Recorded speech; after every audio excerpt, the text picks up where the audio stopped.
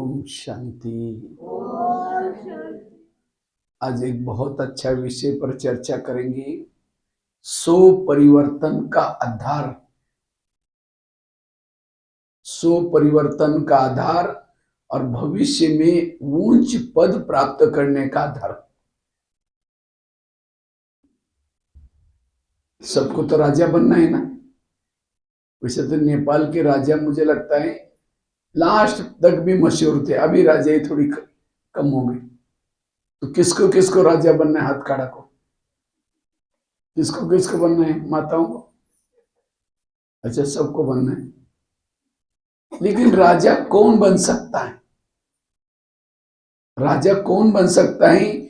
जिन्होंने अपने इंद्रियों पर शासन किया, वो राजा बन सकता है। बाबा ने कोई मुरली में ये नहीं कहा जो मधुवन में रहते वो राजा बनेंगे, जो बहुत साल से ज्ञान में चलते वो राजा बनेंगे, जिन्होंने मम्मा बाबा को देखा है वो राजा बनेंगे। बाबा ने फार्मूला क्या रखा? स्वराज्य अधिकारी सो। नहीं तो आप लोगों के साथ अन्याय हो जाता। आप तो घर बार छोड़ करके वहां मधुवन में तो नहीं बच जाएंगे, समर्पित भी नहीं होंगे बहुत साल से। बाबा ने कहा चाहे मधुवन में रहे, चाहे कोई समर्पित हो, जिन्होंने इंद्रियों पर शासन किया है वो राजा बने। तो राजा बनने के लिए सबको चांस है। आप सभी भी बन सकते, केवल करना क्या है? अपने ही इंद्रियों पर शासन करना है। हाथ तो आपका है ना, कान तो आपका ही ना, मुख तो आपका ही ना। जब आपका ही अपने ऊपर, आपके इंद्रियों पर ही शासन नहीं, सारी समस्याओं की जड़ ही इंद्रियों की अधीनता। आज भक्ति अलग है। बाबा ने आज मुरली में कहा भक्ति है दुख और ज्ञान है सुख। हम भक्ति क्यों करते हैं? कोई ना कोई अंधश्रद्धा है, कोई ना कोई स्वार्थ। मेरा बच्चे को नौकरी लग जाए, 5 नारियल तोड़ेंगे, उपवास करेंगे, ये नौकरी भी 5,000 से ज्यादा चाहिए। ये क्या हो गया? या ज्ञान में ऐसा नहीं है। ज्ञान ये पढ़ाई है, पढ़ाई में अंधश्रद्धा नहीं होती। तो यहां में देवता बनने के लिए हमें और कुछ नहीं करना है, इंद्रियों पर शासन करना है। जिसको ही बाबा शब्द में कहते बच्चे, चैरिटी बिगिंस एट होम। तुम अपने घर को सुधारो। घर मतलब लौकिक नहीं। कौन सा घर? ये शरीर आत्मा का पहला घर है। तो क्या इस घर में सब ज्ञान में चलते? आंखें ज्ञान में चलती है, कान ज्ञान में चलता है, मुंह ज्ञान में चलता है। अगर आंखें ज्ञान में चलती, योग में बैठते बंद हो जाती। और कोई मोबाइल में 12-1 बजे कोई गलत चीजें देखते, बंद नहीं होगी, टक टक करते, नींद नहीं आएगी उस समय। और योग के लाल लाइट होते आंखें बंद हो गई, लुढ़कना शुरू हो गया। इसका मतलब आंखें ज्ञान में नहीं चल रहे। कोई परिचिंतन सुनाता है, कान कहता है और क्या हुआ? उठ के बेचारे बैठो ना, चाय पानी पे जाना, बताओ ना क्या हुआ। इसलिए एक एक इंद्रियों को श्रीमत प्रमाण चलाओ, वो है ज्ञानी। जिसकी इंद्रिया ज्ञान में नहीं चलते वो ज्ञानी नहीं है। इस युद्ध में, माया के युद्ध में विजय बनना है, इंद्रियों का सहयोग चाहिए। अकेले ज्ञान में नहीं चलो, इन इंद्रियों को भी ज्ञान में चलाओ। बाबा कहते 100 परिवर्तन से विश्व परिवर्तन होगा। 100 परिवर्तन करना मतलब बैज पहन लिया, सफेद ड्रेस पहन लिया, रोज की मुरली सुन ली, हो गए 100 परिवर्तन। 100 परिवर्तन अर्थात हर इंद्रिया मेरी श्रीमत प्रमाण चले, यह है 100 परिवर्तन। और जिन्होंने स्वयं का परिवर्तन किया, दुनिया अपने आप बदल जाएगी। दुनिया अपने आप क्या हो जाएगी? ये सारी दुनिया का सैंपल है, ये शरीर पे दुनिया। दुनिया में 70% पानी है, शरीर में भी कितना पानी है? 70% पानी है। दुनिया में 3 लोग हैं, शरीर में भी कितने लोग हैं? 3 लोग, ये आत्म लोग। दुनिया में दुनिया 5 तत्वों की बनी है, शरीर भी 5 तत्वों का बना हुआ है। दुनिया में 950 करोड़ लोग रहते हैं, शरीर में भी 950 करोड़ सेल्स है। अगर इस स्थूल दुनिया पर शासन करना चाहते हो, इस शरीर पर शासन करो। और जिन्होंने शरीर पर शासन किया वही भविष्य का राजा बन सकता है। तो इसलिए राजा बनने का आधार है इंद्रियों पर शासन करना। एक एक इंद्रियों पर शासन चाहिए। मन के ऊपर शासन, बुद्धि के ऊपर शासन। जैसे आजकल के मम्मी पापा, बच्चा कहाँ जाता है, क्या देखता है, क्या करता है, उनको देखने का पूछने का टाइम ही नहीं है। और जब बच्चा गलत काम करता है उनकी आंखें खुल जाते हैं, बच्चे ने ऐसा गलत काम कैसे किया। इसी तरह आज हमारी आंखें क्या देखती हैं, हमारा कान क्या सुनता है सारा दिन, हमारा मुंह क्या बोलता है, देखने का पूछने का टाइम ही नहीं। और इसलिए आज कहते हैं ना, अंधा पीस रहा है, कुत्ता बढ़ करके उसको खा रहे हैं। अमृत वेला कर रहे, योग लगा रहे, और सारा दिन आंखें वेरत देखती है, कान वेरत सुनता है, मन वेरत, सारा कमाया हुआ खत्म। इसलिए सो ब्रह्मा बाबा ने नारायण बनने के लिए क्या किया। हमें कोई नया पुरुषार्थ नहीं करना है, हमें तीव्र पुरुषार्थ। मुझे लगता है 3-4 दिन पहले मीठे बच्चे में एक बात आई थी, अगर तीव्र पुरुषार्थी बनना है, ब्रह्मा बाबा का अनुकरण करो, फॉलो करो। बाबा ने जो किया वही करो, नया कुछ नहीं करो। और दुनिया के शास्त्र इकट्ठे करो, ग्रंथ इकट्ठे करो, पहाड़ बन जाएगा, उसे हुआ कुछ नहीं। आखिर परमात्मा को आना पड़ा। और क्या कहा, बच्चे तुम आत्मा, इंद्रियों पर शासन करो। और जिन्होंने इंद्रियों पर शासन किया उसके अंदर बदलाव आएगा। नौका पानी के ऊपर जाएगी, पार कराएगी, नौका के अंदर पानी आएगा तो डुबा देगी। जो इंद्रियों पर शासन करता है वो पार हो जाता है, जो जिसका इंद्रिया ही जिसके ऊपर वो डूब जाता है। इसलिए स्वराज्य अधिकारी बनना। चलो 2 मिनट।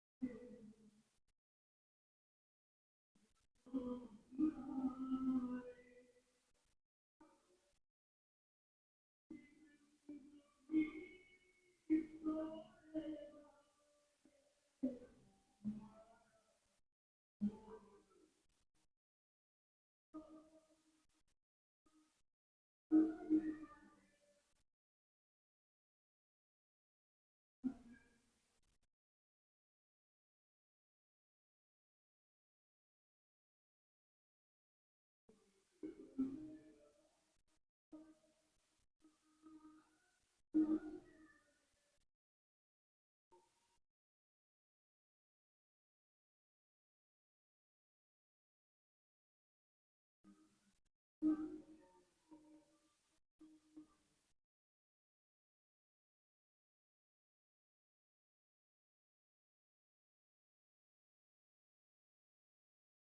बात चल रही थी स्वराज्य अधिकारी स्थिति का पुरुषार्थ।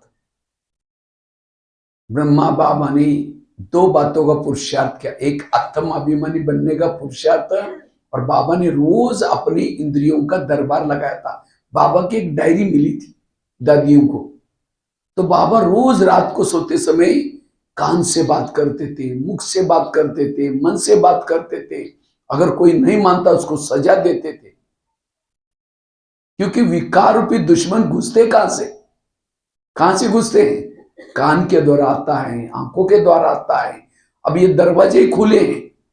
जैसे एक बॉर्डर पर कोई देश के बॉर्डर पर कोई दुश्मन सैनिक है, और उस सैनिक कोई आतंकवादी से मिला हुआ है, कोई आतंकवादी अंदर आता है, कहता है ये 500 की नोटों का मैं बोरा देता हूं, बोरा, लेकिन मुझे अंदर जाने दो। वो सोचेगा अरे 500 रुपए का नोट का बोरा, कितना भी नौकरी करूंगा तो भी नहीं मिलेगा, और वो पैसा लेकर के उसको अंदर भेजेगा, कितने लोगों को मारेगा।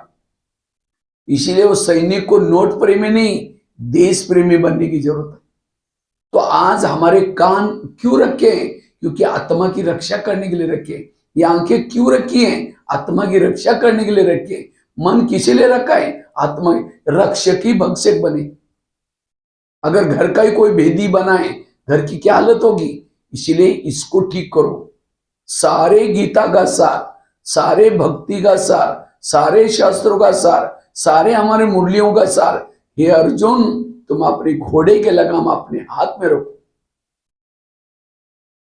कृष्ण जब रथ में बैठता है तो पहले क्या करता है? घोड़ों को प्यार करता है, थपथपाता है, क्योंकि घोड़े अगर गिर जाएंगे दुर्योधन के सामने तो पराजय हो जाएगी। तो इसी तरह हमें भी शरीर में जब प्रवेश करता है अपने घोड़ों से प्यार करो। जब हम नहाते धोते हैं, अमृत वाला करके शरीर में आओ तो सबसे पहले प्यार करो कान से। हे कान तुम मेरे, आज तुम ऐसी कोई बातें ना सुनना मेरी पराजय हो जाए। हे मुख तुम कोई ऐसी बातें ना बोलना जो मेरी पराजय हो जाए। हे आंखें तुम कोई ऐसी चीजें ना देखना जो मेरी पराजय हो जाए। जब ये ज्ञान में चलेंगे तब माया जीत बन सकेंगे।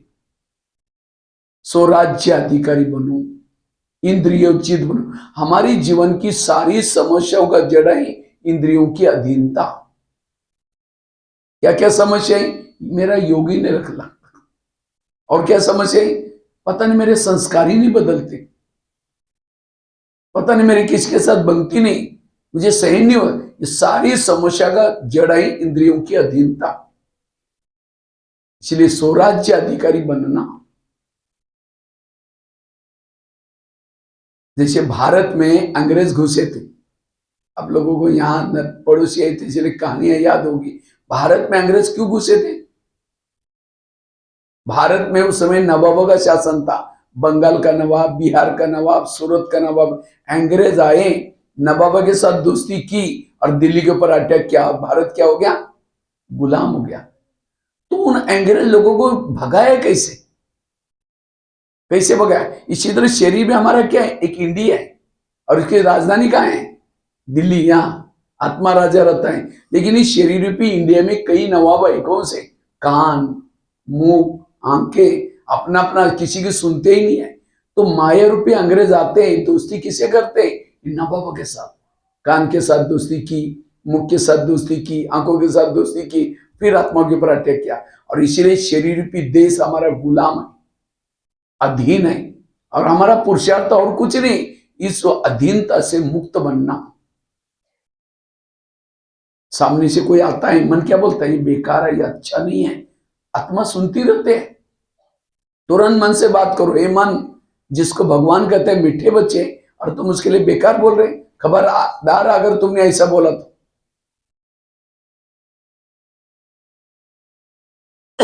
तो भारत से अंग्रेज लोगों को भगाने के लिए क्या किया था?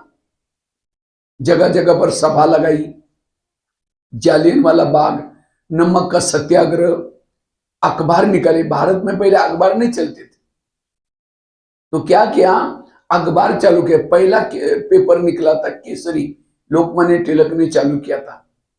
और उस अखबार में अपने अपनी रीजनल भाषा में लिखते थे अंग्रेज लोगों ने क्या क्या किसको लूटा। तो जनता को पता चलने लगा ये अंग्रेज हमारी उन्नति के लिए नहीं आए, लूटने के लिए आए। नारे लगाए वंदे मातरम। वंदे मातरम बोलने नहीं देते थे अंग्रेज लोग, क्योंकि उनको हिंदी नहीं आती थी। उनको लगता था वंदे मातरम मतलब ये हमको बोलते बांधो और मारो, वंदे मातरम। और इसलिए नारा लगाया ये क्या। और तब जनता जागृत हुई, तब जनता ने नारा लगाया, अंग्रेज लोग चले गए। इसी तरह हमें भी क्या करना है, रोज अपनी जनता को जागृत करना है। हमारी जनता कौन है, कान मुंह कान के।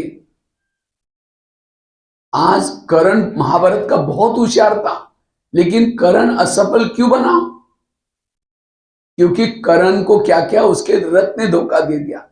ज्ञान में हम कितने भी होशियार हैं, लेकिन अगर आपकी इंद्रिय आपको धोखा देते आप पराजित हो जाएंगे। इसीलिए रोज एक एक इंद्रियों को समझाओ। जब अगर आपके इंद्रियों में विकार, उनके लिए आकर्षण है, आप विजय नहीं बन सकेंगे। इसलिए उनके अंदर, इंद्रियों के अंदर वैराग्य जागृत करो। यह है पुरुषार्थ। इसलिए ये ज्ञान भक्ति के तरह नहीं आए मुरली सुन ले चल पड़े और सारा दिन इंद्रिया क्या करते, कोई लेना देना नहीं। अस्कई कहते सत्युग कब आएगा, प्रश्न करते हैं सत्युग कब आएगा, विनाश के लिए कितना समय बाकी है, कृष्ण जन्म कब लेगा। कहीं ऐसे भी अभी बाबा ने तो कहा कि संगम में केवल 100 साल का है, ये 1.5 साल तो पूरा हो गया।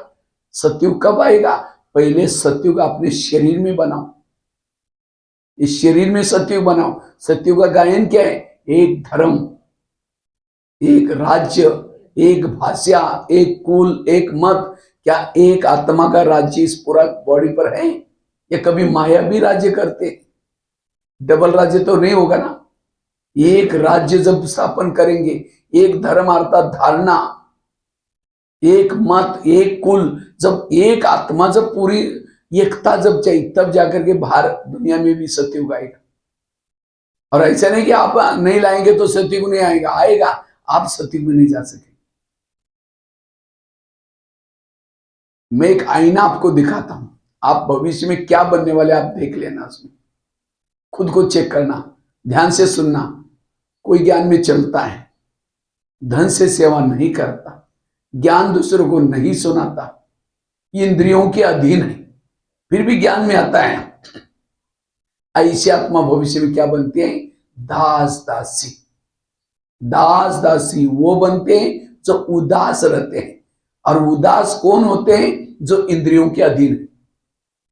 किसी ने गुस्से से बोल दिया 2-4 शब्द, वो यहां आ गया मुरली सुनने में, चेहरे में खुशी नहीं होगी, मेरे से भूल हो गया, मेरे से भूल होगी, कितनी भी उमंग, चेहरे में खुशी नहीं होगी, क्योंकि अधीन हो गया, हार गया वो। कान से परचिंतन सुना, खुशी नहीं होगी, क्योंकि आज कान के अधीन हो गया वो। जो किसी का श्रृंगार नहीं करते, वो श्रृंगार करने वाली बनती। दासिया क्या करते, और सत्युग में जब राजे की शादी होती है, दहेज में क्या मिलता है, यहां तो पैसा धन गाड़ी मोटर मिलती है, वहां दासियां मिलती है, 500 दासियां। तो दासिया कौन क्या करते, श्रृंगार करते, कोई कपड़े पहनाते, कोई कपड़े धुलाई करते। सत्युग में, संगम युग में ज्ञान लिया था, लेकिन इंद्रियों के अधीन थे, इसीलिए दासी बन गए। श्रृंगार करो, बाबा कितना कहता है, बच्चे स्मशान में जाओ, मंदिरों में जाओ, उसको सुनाओ। हम सुन लेते, नहीं करते तो नहीं करते, तो वहां श्रृंगार करना पड़ेगा, यहां नहीं करेंगे तो वहां करना पड़ेगा। कोई ज्ञान में चलता है, धन से सेवा करता है, ज्ञान दूसरों को सुनाता है, लेकिन इंद्रियों के अधीन है वो। ऐसी आत्मा भविष्य में क्या बनेगी, साहूकार। क्यों साहूकार बनी, क्योंकि धन से सेवा की थी, ज्ञान भी दूसरों को सुनाया था, इसलिए अनेक गुना धन मिला, साहूकार बन गया। कोई ज्ञान में चलता है, धन से सेवा नहीं करता, ज्ञान दूसरों को नहीं सुनाता, लेकिन इतना गुप्त पुरुषार्थ कर रहे, योग लगा रहे, इंद्रियों पर शासन किए, तो वो क्या बनेगा, राजा। लेकिन कैसा, कंगाल राजा। क्यों कंगाल? क्योंकि धन से सेवा नहीं की, ज्ञान दूसरों को नहीं सुनाया, इसीलिए राजा तो बना, नाम का राजा, काम का राजा नहीं। कंगाल राजा, कंगाल शब्द नहीं होगा, है राजा लेकिन उसके पास कुछ भी नहीं है, और कोई ज्ञान में चलता है, धन से सेवा करता है, ज्ञान भी दूसरों को सुनाता है, इंद्रियों पर भी शासन है, वो है संपन्न राजा। तो चेक करो आपकी गाड़ी कौन से ट्रैक पर चल रहे हैं। आप दासी बनने वाले हैं, राजा बनने वाले हैं, साहूकार बनने वाले हैं, क्या चेक करो। अभी भी आप अपना चेंज कर सकते, चेक करो अपने आप को, आप क्या बनने वाले। मुकड़ा देख ले प्राणी।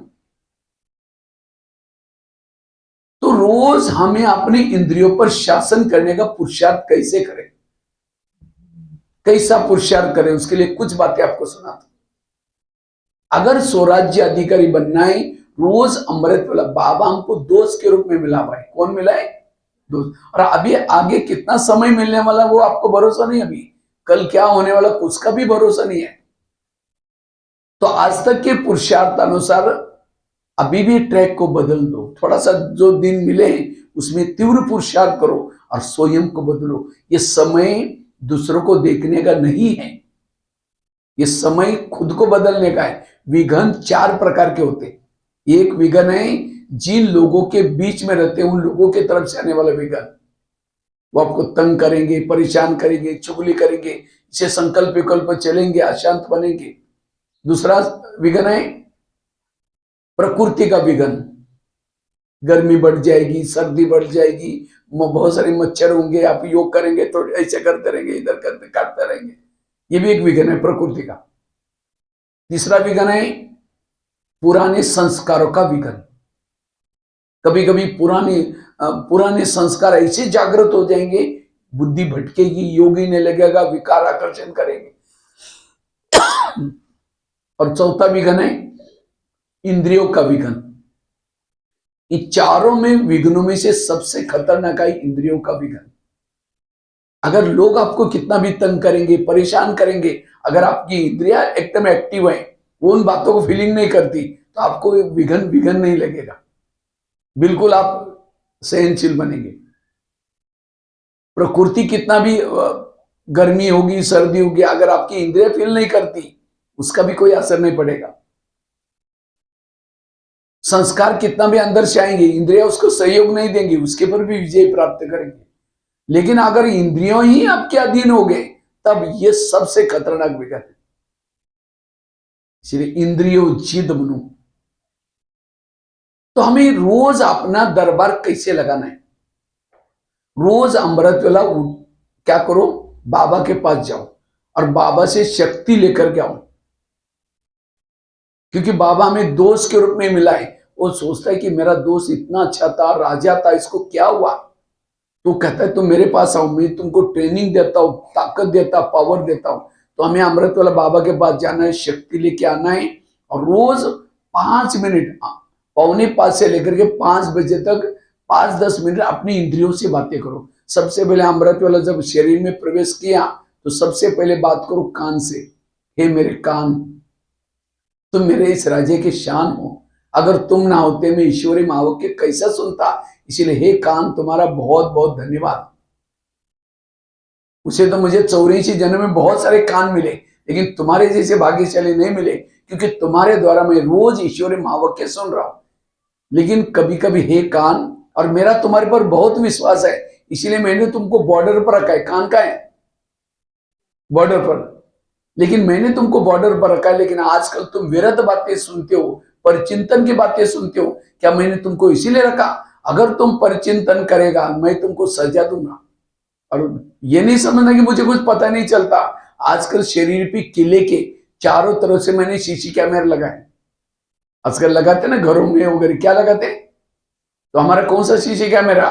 बुद्धि रूपी तीसरा नेत्र, हमें क्या रॉन्ग है क्या राइट है सारा पता चल गया अभी, क्योंकि हमारा कैमरे लग गए भाई बुद्धि रूपी ने। इसलिए हे कान, तुमने परिचिंतन करेगा मैं तुमको सजा दूंगा। आगे चलो मुख के पास। हे मुख, तुम भी मेरे इस राज्य के शान हो, अगर तुम ना होते मैं ईश्वरी महावाक्य दूसरों को कैसे सुनाता? लेकिन कभी कभी तुम किसी का परिचिंतन भी करते हो। क्या मैंने तुमको परिचिंतन करने के लिए रखा? अगर तुम किसी का परिचिंतन करेंगे, मैं तुमको सजा दूंगा। आगे चलो अंकों के पास। ये अंके, मुझे 84 जन्म में बहुत अंकें मिली, लेकिन तुम्हारे जैसे भाग्यशाली अंकें कोई जन्म में नहीं मिली, क्योंकि तुम्हारे द्वारा मैंने सत्यम शिवम सुंदरम को देखा है। देखा है ना मधुबन में, माउंट आबू में किसने किसने बाबा को देखा है? बाबा मिलन कौन कौन करके आए? हाथ खड़ा करो। बहुत सारे। तो बाबा को देखने बाद तुमको तुम्हारा पेट नहीं भरा? इस संसार की व्यर्थ बातें तुम क्यों देखते हो? अगर देखेगा मैं तुमको सजा दूंगा। आगे चलो पांव के पास। हे पांव, तुम भी मेरे इस राज्य की शान हो। अगर तुम ना होते मैं सेवा करने के लिए कैसे जाता? हाथ से कर्मना सेवा की, आदि दुआ किसको मिली? पांव को। मुख ने मैंने भाषण किया, आदि दुआ किसको मिली? पांव को। इसलिए कोई भी व्यक्ति घर में आता है उसके चरण छूते हैं। चरण में कुछ है ही नहीं, क्यों छुआ? क्योंकि चरण के कारण ये आत्मा घर में आई। छूना तो यहां चाहिए, लेकिन छूते का, क्योंकि शरीर उस पांव ने लाया। लेकिन कभी कभी पांव क्या करता है? परचिंतन करने के लिए लेके जाता है। परचिंतन क्या? मुख ने आधा पाप किसके ऊपर चढ़ा? पांव के ऊपर। अगर उस समय पांव कहता नहीं नहीं मुझे नहीं जाना, मैं राजा को धोखा नहीं दे सकता हूं, ये मुख तुमको जाना है तो तुम जाओ, तो मुख कहेगा ठीक है तुम नहीं जाएगा, मेरा काम रुक जाएगा, मैं जा रहा हूं। मुख अकेला जाएगा निकल कर? मना सारी इंद्रियां एंटी में बनी है, आत्मा की एंटी बनी। इसलिए इसको कहते हैं ईमानदारी। हर इंद्रियों के अंदर ईमानदारी चाहिए, आत्मा के प्रति रिस्पेक्ट चाहिए। कई माता कहते मेरे बच्चे मानती ही नहीं। क्यों नहीं मानता? जिसकी इंद्रिया कहना नहीं मानती उसका कहना कोई नहीं मानेगा। इसको कहते हैं अनुशासन। अनु मतलब आत्मा, शासन मतलब राज्य। जिस आत्मा का बॉडी पर शासन है, वो बच्चों पर शासन, पति के पर शासन, घर के पर शासन, आपका गैस लीक नहीं होगा, पानी का नल का भी ठीक चलेगा, सारा घर का कारोबार अच्छा चलेगा, क्योंकि आपके पर इसके पर शासन। और वो ही देवी देवता जैसी आत्मा, उसका व्यवहार सबको कहेंगे कितना मीठी है, कितनी अच्छे बहन है, कितनी माता अच्छी है, सब उसको दुआएं देंगे। क्यों? इंद्रियों पर शासन है। ये है पुरुषार्थ, ये है स्व परिवर्तन। लेकिन आज हमारा इसके तरफ ध्यान नहीं है। हम आते हैं, मुरली सुनते, फिर सारा दिन परचिंतन करते, व्यर्थ देखते, व्यर्थ। इसलिए अपने आप को बदलो। ये है स्वयं को बदलने का तरीका। आगे चलो मन के पास। हे मन, तुम मेरे राज्य की शान हो, लेकिन कभी कभी तुम विरत सोचते हो। अगर तुम विरत सोचेगा मैं तुमको सजा दूंगा। आगे चलो बुद्धि के पास। हे बुद्धि, मैंने सभी इंद्रियों में से चुन करके तुमको मंत्री बनाया। बुद्धि कौन है? मंत्री। कौन सा मंत्री? गृह मंत्री है। पूरा शरीर का कारोबार किसके पास है? बुद्धि के पास। बुद्धि के बिना कुछ भी नहीं होता। क्योंकि समझो मन में विचार आया मुझे फिल्म देखने के लिए जाना है, तो मन की फाइल कहां से आती है? बुद्धि के पास। बुद्धि कहते ठीक है हाँ जाओ। बुद्धि ने हाँ बोलते आंख चली गई, कान चले गए, सारी इंद्रिया। तो आज हमारे जीवन में जो जो पाप हुआ उसका निमित्त कौन है? कौन निमित्त है? बुद्धि। इसीलिए बुद्धि से बात करो। हे बुद्धि, मैंने सारी इंद्रियों से तुमको मंत्री बनाया, और मुझे लगा तो मेरा कारोबार अच्छा चलेगा, लेकिन तुमने कोई ऐसे गलत निर्णय लिया, मेरा पूरा कारोबार ठप कर दिया, मुझे बिल्कुल कंगाल बना दिया। इस सारा किसके कारण हुआ? बुद्धि के कारण। इसलिए हे बुद्धि, अगर तुम गलत निर्णय लेगा मैं तुमको सजा दूंगा। आगे चलो, ये है पुरुषार्थ। तो आप लोगों ने राजा बनने के लिए हाथ खड़ा किया था, हम राजा बनेंगे, तो क्या ये करते सभी? करते सभी? ये पुरुषार्थ करो, इससे आपके अंदर परिवर्तन आएगा। नहीं तो क्लास में बैठे हैं, आंखें बंद है, कान बंद है, आंखें धोखा दे रहे हैं। अभी आपको धोखा दे रहे तो योग भी धोखा देंगे। इसीलिए हर इंद्रियों को एक्टिव करो। जैसे प्रधानमंत्री शांति में तब बैठेंगे राजधानी में, कब बैठेंगे? जब उसके पार्टी के सारे लोग एक्यूरेट काम करें। एक ने गलत काम किया उनकी नींद फिर जाएगी। इसलिए आत्मा को शांति तब होगी जब हर इंद्रिय अपनी ड्यूटी एक्यूरेट करते। कान ने गलत सुन लिया, आत्मा की नींद फिट गई। आंखों ने गलत देखी, आत्मा की नींद फिट गई। इसलिए स्वराज्य अधिकारी बनो, स्वराज्य अधिकारी, स्व विश्व राज्य अधिकारी। एक एक इंद्रियों पर शासन चाहिए। ये हो गया सवेरे का दरबार। फिर रात को सोने के पहले फिर दरबार लगा दो। कितना बजे? 10 बजे। सबसे पहले बात करो कान से। कान, सारा दिन तुम्हारा आज चार्ट कैसा रहा? तुम्हारा बहुत बहुत धन्यवाद। 7 बजे तुम्हारे द्वारा मैंने मुरली सुनी थी, लेकिन 12-1 बजे को एक माता जी आई थी और किसी के परिचिंतन की बातें सुना रही थी। मेरी भाभी ऐसे, मेरा पति ऐसे, और तुमने बड़ा नजदीक जाकर सुना था। और क्या हुआ? और क्या हुआ? इसीलिए तुम्हारे लिए सजा, क्योंकि मैंने शीशी कैमरे के अंदर देखा हुआ है। सजा मतलब ये नहीं कि कैंची लेकर के काट करके फेंक दो, जाओ तुम यहाँ राजा जी। इसी सूरदास ने क्या किया? आंखों ने गलत देखा तो आंखें ही निकाल दी। हमारा ये नहीं काम है, हमें ऐसा नहीं करना है। हमें सजा देनी। कौन सी? दोबारा मुरली सुना वो कान। ये अलौकिक सजा। आगे चलो मुख के पास। मुख को पूछो, मुख तुम्हारा चार्ट कैसा रहा? समझो कान ने दरवाजे खोला, तुमने तो चुप रहना चाहिए था। तुमने भी बोला हाँ वो माता जी ऐसी करते, मेरे साथ भी कई बार ऐसा किया, हो गया। तुमने भी सहयोग हुई, इसीलिए तुम्हारे लिए सजा कौन सी? कल के दिन तुम्हारा कारोबार बंद। मौन, मौन है मुख की सजा।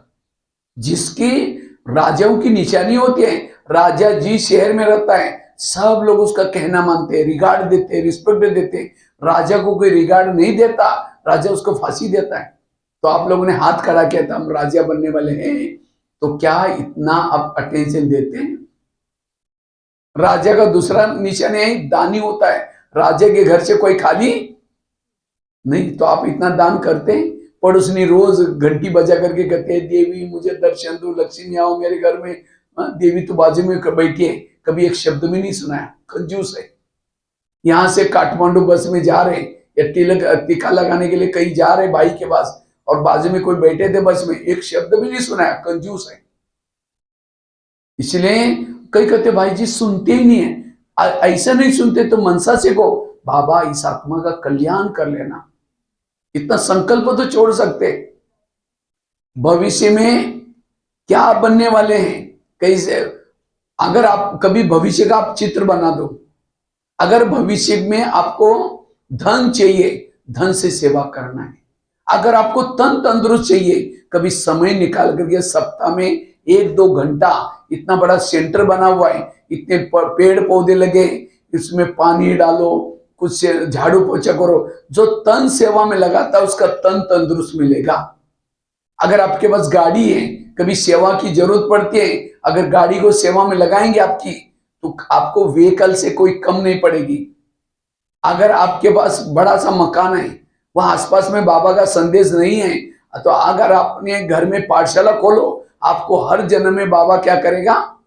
जैसे द्रौपदी की चिरहरण हुआ, द्रौपदी कृष्ण की उंगली कट गई थी, किसी को मारने के लिए गया था, तो सुदर्शन चक्र वापिस आए तो उंगली कट गई। जैसे उंगली कट गई, द्रौपदी ने देखा अरे कृष्ण की उंगली कट गई, फटाफट साड़ी फाड़ दिया और बांध दिया। तो उस समय कृष्ण कहता है मैं ऋणी हो गया द्रौपदी तुम्हारा, लेकिन एक एक धागे का मैं ऋण चुकाऊंगा, समय आएगा तो। और जब उसका चिरहरण हुआ तो एक एक धागे के बदले कितनी बड़ी साड़ी दी। सहयोग से सहयोग मिलता है। आप परमात्मा को सहयोग देने की जरूरत है, तन से, मन से, धन से, हर प्रकार से सहयोग दो, तब आपको भी सहयोग देगा वो। पूरा 84 जन्म तक आपका बन जाएगा वो, हर जन्म में आपको सब कुछ देने वाला है। इसलिए कई को क्या लगता है ब्रह्मा कुमारी में आए ना हमें सब मिलेगा, ये हमारी गलत फहमी। अगर ब्रह्मा कुमारी में आकर के कुछ करेंगे नहीं, मिलेगा कुछ नहीं। एक बहुत ही शादी से पहले बहुत दान पुण्य करते हैं, लेकिन जब उसकी शादी होती है दान पुण्य नहीं करती। उसकी शादी सेठ जी के घर में होती। वो थे सेठ जी लेकिन थे कंजूस। तो एक दिन एक सन्यासी आया था, वो भिखारी सन्यासी आया था भिक्षा मांगने के लिए। कहता मुझे भिक्षा दो। उस समय सास ससुर पति सारे घर के बाहर बैठे थे। कहता मुझे भिक्षा दो। तो बहू क्या बोलते, मैं बासी खाती और भूखी सोती हूँ, तुमको कहां से दो। अब सास को तो बड़ा गुस्सा आया, ये क्या बोल रहे। हम इतने बड़े सेठ और बोलते बासी खाती हूँ। तो सन्यासी था इसलिए कुछ बोला ही नहीं। तो दोबारा कहा मुझे थोड़ी भिक्षा चाहिए। सन्यासी कहता है, कहते सुना नहीं तुमने, मैं खुद बासी खाती और भूखी सोती, तुमको कहां से दो। सन्यासी उठ के चला गया। सास उठी, बहू को 2 थप्पड़ लगा दी। कहते तुमने मेरा नाम बदनाम किया, कब तुमको बासी खिलाया, भूखा सुलाया। कहते मैं रोज बासी करती हूँ, आज मेरी शादी सेठ जी के घर में हुई है, ये मैंने पिछले जन्म में कुछ पुण्य किया था, उसका फल मेरी शादी यहाँ हुई है। तो कौन सा खा रहे अब, पिछले जन्मों का खा रहे। अच्छा ठीक है। कहा कि अच्छा तुम भूखी कब सोती हो। कहते हैं मैं अगले जन्म में कुछ करती नहीं, आप दान पुण्य करने नहीं देते, इसलिए मैंने कहा अगले जन्म के लिए मैं भूखी सो रहे।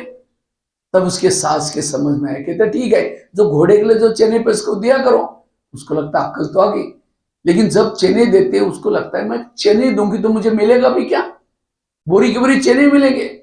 तब उसकी सास कहते जो चने। इसी तरह कहीं हम बासी खा करके भूखा तो नहीं सो रहे। आज हमें इतना माल मिल रहा है, इतनी पालना मिल रही, इतना दुनिया में कितना तरस रहे, लेकिन आज हमें कितना बाबा का ज्ञान मिल रहा है पालना। ये कौन से कर्मों का फल है। 63 जन्मों में मंदिर में गए थे, भक्ति की थी, उसका फल है। तो कौन सा खा रहे हैं, बासी खा रहे हैं। लेकिन आज मैंने बीके बनकर के कुछ किया ही नहीं, तो अगले जन्म के लिए कैसे सो रहे हैं। इसीलिए हमें हर प्रकार की सेवा करनी है, वो है राजा। और अभी तो चांस है, आगे चल करके चांस भी नहीं मिलेगा, इसीलिए हमें सेवा करना, वो है राजा। राजा की तीसरी निशानी है, फलों का राजा किसको बोलते हैं, किसको बोलते हैं फलों का राजा, आम को बोलते हैं। आम को क्यों बोलते हैं फलों का राजा। वैसे तो नारियल को बोलना चाहिए ना, भगवान को प्रसन्न करना है तो नारियल तोड़ते हैं, आम तो तोड़ते नहीं, आम को डालते नहीं। फिर भी राजा कौन बना, क्यों, क्योंकि आम ऊपर से नरम है और अंदर से सख्त है, और नारियल कैसा होता है, ऊपर से सख्त है और अंदर से। तो राजा बनने वाला व्यक्ति ऊपर से नम्रचित, निर्वाण, जी हजूर हजूर, और अंदर से अपने नियम से इनके लिए कड़क। और नारियल वाला ऊपर से कड़ा, मैं जैसा कहता ऐसा करो, ये करो वो करो, खुद नहीं करेगा, दूसरों को ऑर्डर करेगा। जब ऑर्डर करेगा लोग, वो चला जाएगा, लोग कहेंगे आपको पता है, जाओ पहले तुम सुधरो पहले। और आम क्वालिटी वाला खुद करेगा, बाद में कहेगा। ब्रह्मा बाबा करते थे, बाद में कहते थे, वो है राजा। पंडित नहीं बनो, आचार्य बनो। और फलों का राजा आम को क्यों बोला, क्योंकि आम के साथ प्यार ज्यादा है। नारियल के साथ इतना प्यार, जब आम का सीजन आता है मुंह में लेके चूसेंगे, डालते रहेंगे मुंह में, निकालते रहेंगे, वो खत्म भी हुआ तो भी गुठली को छोड़ेंगे नहीं, चूसते ही रहेंगे। ये है प्यार। और सूखा नारियल लेके चूसो, 32 दाता वो भी टूटेगा, मिलेगा कुछ भी। इसी तरह अगर आपको राजा बनना है, सबके प्यारे बनो। आप सामने से आ रहे हैं, आपको देखते लोग रास्ता काटते हैं, देखना पसंद नहीं करते, अब राजा नहीं बनेंगे। क्यों, अपना इंद्रियों पर संयम नहीं है, इसीलिए आपकी वाणी ठीक नहीं, आपकी व्यवहार ठीक नहीं, इसीलिए लोग आपको देखना पसंद नहीं करते। इसीलिए इंद्रियों पर शासन करके प्यारे बनो, वो है राजा। और फलों का राजा आम को क्यों बोला, क्योंकि आम, कोई व्यक्ति थक जाता है, धूप में परेशान हो जाता है, कौन से पेड़ के जगह सोता है, नीचे, आम के। अगर कोई नारियल के नीचे जाकर सोएगा, छाया तो छोड़ो, और ही नारियल टूट करके, वो पेड़ का पत्ता गिर करके सिर भी तोड़ देगा, उसको छाया भी नहीं मिलती उसके नीचे।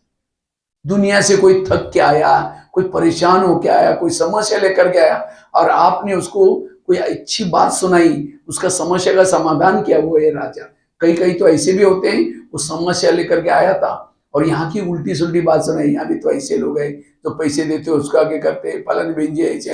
वो आया था शांति के लिए, दिमाग खराब करके गया, वो कभी राजा नहीं बनेगा। राजा बनने के लिए आपके संपर्क में कोई आएगा, खुश होके जाए, टेंशन फ्री होकर के जाए, ऐसा व्यवहार उसे करो, प्यार करो उनसे, वो है राजा। और फलों का राजा आम को क्यों बोला, क्योंकि आम को फल लगता है तो झुकता है, नारियल और ऊपर जाता है, जिसके अंदर कला, विशेषता, अच्छाई, नम्रता है, वो है राजा। इसीलिए आम बनो, नारियल मत बनो। और इसीलिए भक्ति मार्ग में क्या करते हैं, नारियल को, वास्तव में नारियल ही आत्मा का प्रतीक है। नारियल का कलर कैसा होता है, केसरी, आत्मा का कलर भी कैसा है? केसरी। नारियल भी कोई बुरी चीज नहीं, नारियल के अंदर खोबरा होता है, पानी होता है। कोई भी बीमारी होती है तो नारियल का पानी पियो, कई बीमारी ठीक हो जाएगी। लेकिन वो नारियल का पानी पीने के लिए, खोबरा निकलने के लिए तोड़ना पड़ता है। इसीलिए नारियल को क्या करते हैं? तोड़ते हैं। इसी तरह आत्मा के अंदर भी शांत स्वरूप, आनंद स्वरूप, शक्ति स्वरूप गुण, ये गुण है। जैसे आप लोगों ने लगाया ना सप्तरंगी तिलक, भैया भाई टीका के ने, ये आत्मा के अंदर 7 गुण है ओरिजिनल। अगर उस गुण को बाहर निकालना है तो ऊपर जो विकार का कवच है उसको तोड़ना है। नारियल को मूर्ति के सामने रखते नहीं, उसको तोड़ेंगे, पानी रखेंगे, फिर कहेंगे भगवान प्रसन्न हो गया। इसी तरह हमने भी क्या किया है, अपनी आत्मा रूपी नारियल को लाकर शिव जी के सामने पटकाया है, तोड़ा नहीं, बाबा प्रसन्न नहीं होगा। इसीलिए तोड़ो, ओरिजिनल संस्कार को बाहर निकालो। इसीलिए ज्ञान और योग की छने रतुड़ी से मेहनत करनी हमें। और नारियल को 3 होल होते हैं, 3 होल होते हैं जिसको नारियल की आंखें बोलते हैं। ये आत्मा की मन, बुद्धि और संस्कार, ये तीनों शक्ति का प्रतीक है। हर नारियल में 3 होल होते हैं, मन, बुद्धि, संस्कार। उद्घाटन करते समय नारियल जब डालते हैं, एक धक से नहीं टूटा, कहेंगे ये मूर्त ठीक नहीं है। एक धक से जब टूट गया, कहते हैं मूर्त शुभ है। इसी तरह हमने भी ज्ञान में चल रहे हैं, कोई 20 साल से, 30 साल से, अभी नारियल टूटा ही नहीं, ओरिजिनल संस्कार बाहर नहीं आए, आपका पद ऊंचा नहीं होगा। इसलिए इस वर्ष में अपना नारियल को तोड़ो। और राजा बनने के लिए लास्ट में पुरुषार्थ है। राजा क्या करता है? शिकार करता है, उसको आखेट भी बोलते हैं। तो आप लोगों ने राजा बनने के लिए हाथ खड़ा किया था, हम राजा बनने वाले हैं, तो आप लोग शिकार करते हैं? माता है। और यहाँ तो कोहलपुर तो बड़ा जंगल है, बहुत सारे शेर घूम रहे। शेर मतलब अज्ञानी आत्मा को ज्ञानी बनाना, वो है शेर। और अब राजा ऐसा नहीं कि चूहा को मार करके घुमा करके दिखाता है, मैंने शेर को चूहा शिकार करके आया। कौन सी चूहा की? लोग तो हंसेंगे, अरे चूहे तो बच्चे भी मारते हैं, राजा हो गए कौन सा बहादुर क्या? राजा शिकार करता है शेर की। इसी तरह आपको भी क्या करना है? कोई ना कोई बीके को, नॉन बीके को बीके बनाना, ये है राजा। अगर आपने प्रजा ही नहीं बनाई तो राजी किसके ऊपर करेंगे? कोई कहते भाई जी सुनते ही नहीं है। अच्छा, नहीं सुनता, आपके पास धारणा नहीं है। अगर नहीं सुनता, इसका मतलब आपके अंदर वो धारणा खुद के अंदर नहीं है। अच्छा, नहीं सुनता, जो जाली में तो फंसाओ। ये सेंटर क्या है? शेरों को पकड़ने के लिए जाली बना कर रखी है। मीठा मीठा बोल करके सेंटर में बहनों तक पहुंचाओ, मारने का काम वो कर देंगे, उसको बीके बना देंगे। इसलिए हमें शेर की शिकार करनी है। जो शिकार करता है वो है राजा। इसलिए राजा बनो, इसलिए स्वराज्य अधिकारी बनो, रोज दरबार लगा दो और इसको बदलो, अपने आप को बदलो, दुनिया अपने आप बदल जाएगी। इसलिए ये है पुरुषार्थ राजा बनने का। और राज बाबा ने कहा कि बच्चे व्यर्थों से मुक्त बनो, संकल्प। कल सुनाया था ना, व्यर्थों से मुक्त बनने के लिए क्या क्या करना है। और मैंने केवल आपको क्लास नहीं कराया था, क्या क्या सुनाया था? 5 बातें सुनाई थी। पहली बात कौन सी सुनाई थी? व्यर्थों से मुक्त बनने के लिए कर्मों की ड्रामा को याद करना, वाह ड्रामा वाह, वाह बाबा वाह। दूसरी बात कौन सी सुनाई थी? कर्मों की घुई गति। तीसरी कौन सी सुनाई थी? रोज अपने खिड़की को साफ करो। चौथी कौन सी, 5वीं कौन सी सुनाई थी? जो हुआ अच्छा हुआ, मंत्रा वाली बात। और लास्ट की कौन सी बताई थी? निगेटिव को क्या बना दो? पॉजिटिव। निगेटिव को पॉजिटिव बनाओ। किसी ने गाली दी, गाली नहीं दी, मेरे ऊपर गुलाब। क्योंकि अगर हमें इस वर्तमान में सुखी बनना है, सहन शक्ति चाहिए। जब तक आपके पास सहन शक्ति नहीं है, तब तक आप उच्च पद नहीं प्राप्त करेंगे। माताओं में सहन शक्ति ज्यादा होती है, कम होती है? हाँ, मजबूरी का नाम महात्मा गांधी।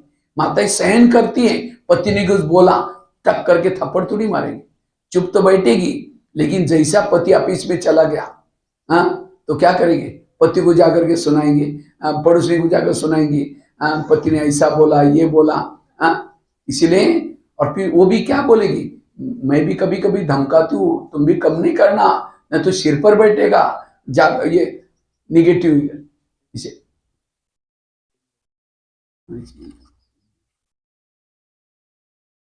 तो इसीलिए हमें निगेटिव को क्या बनाना है, पॉजिटिव, सकारात्मक बनाना है। चलो आप 2 मिनट योग करके फिर मैं आपको अनुभव सुनाता हूं थोड़ा सा, ठीक है। कैसे मेरे जीवन में भी प्रॉब्लम आई, समस्या आई, कैसे उसके ऊपर जीत प्राप्त किया। क्योंकि आज हम भी कोई बादल से गिरे नहीं है, आज हमारे सामने भी प्रॉब्लम आई, समस्या आई, लेकिन हमेशा पॉजिटिव, घर गृहस्थी में रहते हुए भी पॉजिटिव बनो, सकारात्मक बनो। 2 मिनट योग करेंगे थोड़ा सा, ऐसे ही लाइट लाइट लगाने की जरूरत नहीं भाई जी, ऐसे सफेद लाइट में करेंगे तुम। एकदम मन को एकाग्र करो,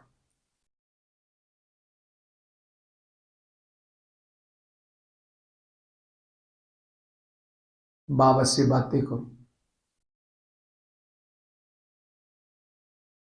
प्यारे बाबा, आज मेरा दिमाग बिल्कुल शांत हो गया, मेरे जीवन की सारी समस्याओं का समाधान हो गया। जिसको आज तक मैं अपना दुश्मन मानता था, वास्तव में इस संसार में कोई भी मेरा दुश्मन नहीं है। मेरे आसपास के जितने भी लोग हैं, ये कोई मुझे देने के लिए आए, कोई मेरे से लेने के लिए आए। इसलिए मैं किसी भी विपरीत परिस्थिति में अपने आप को हलचल में नहीं लाऊंगी। मेरे जीवन में आज तक जो हुआ, उन सभी घटनाओं में कल्याण था। वर्तमान समय जो कुछ हो रहा है उसमें भी कल्याण है।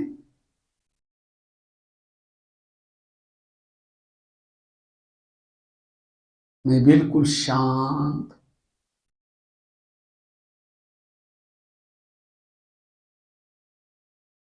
अब मैं आत्मा एक प्रकाश के शरीर में प्रवेश करती हूं, हल्की बन गई हूं। अब मैं ऊपर बाबा के पास जाती हूं, अव्यक्त वतन में जाती हूं।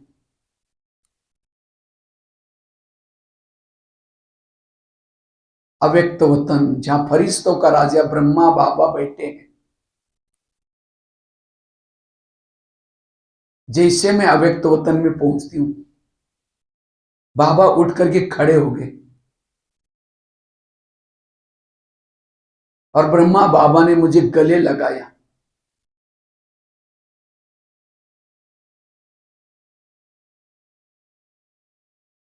जैसे बाबा ने मुझे गले लगाया,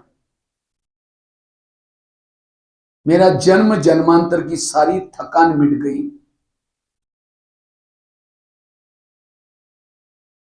मैं बिल्कुल हल्की हो गई।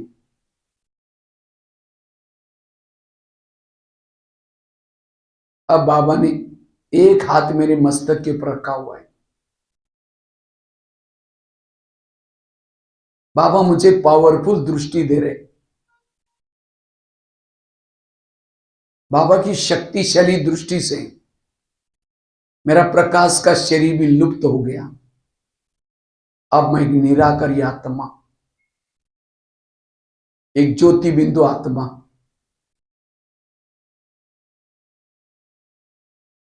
अब मैं अपने मूल वतन में जाती हूं, परम धाम में जाती हूं, जहां ज्ञान सूर्य परमात्मा, पशुपतिनाथ भोलेनाथ परमात्मा। जैसे मैं बाबा के नजदीक जाती हूं, बाबा की शक्तिशाली किरणों से मेरी आत्मा के अंदर के विकारों के जन्म नष्ट होते जा रहे हैं। मैं बाबा को अपलक होकर के देख रही हूं, जिनको देखने के लिए मेरी युगों से आंखें तरस रही थी। बाबा शांति का सागर है, शक्ति का सागर है।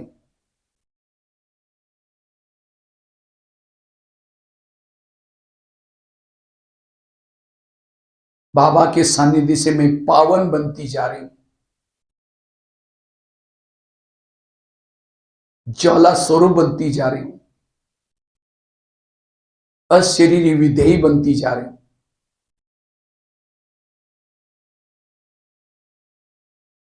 मैं ये प्रभु मिलन मना रही हूं। प्यारे बाबा, आपने मेरे पर कितने उपकार किए, ज्ञान का डबरू बजा बजा करके अगम निगम के सारे भेद खोले। मैं आपके उपकार को कभी भी नहीं भूल सकती।